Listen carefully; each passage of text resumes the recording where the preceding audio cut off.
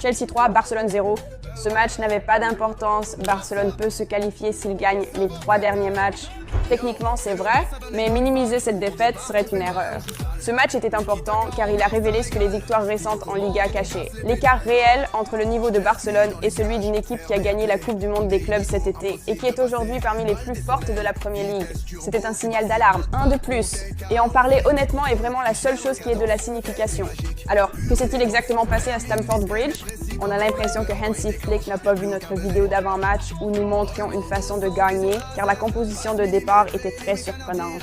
Ronald Araujo, peu de gens voulaient voir l'Uruguayan débuter contre une équipe réputée pour son pressing. L'explication pragmatique, ce sont les grands défenseurs centraux de Chelsea. Chalobah, 1m92, Adara Bioyo, 1m97, Fofana, 1m85. On pensait qu'au moins 2 d'entre eux joueraient, ce qui a sans doute convaincu Flick que Cubarsí et Gérard Martin ne survivraient pas à ces duels sur coup de pied arrêté.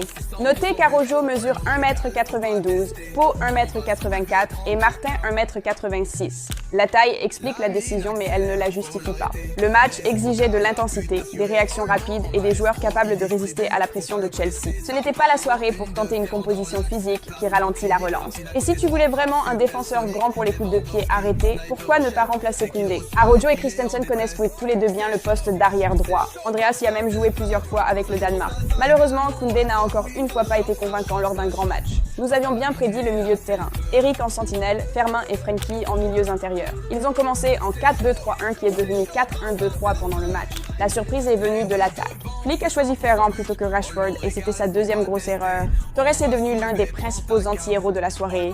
S'il avait marqué à la 6e minute sur cette énorme occasion, le scénario demandant une qualité technique supérieure. Le pressing puissant de Chelsea a fermé les espaces pour tous.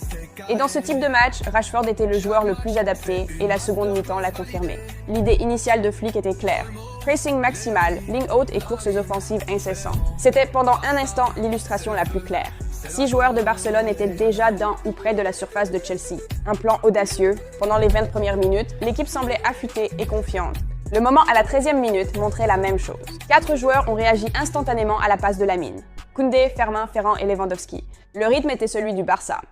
Et puis le match a basculé.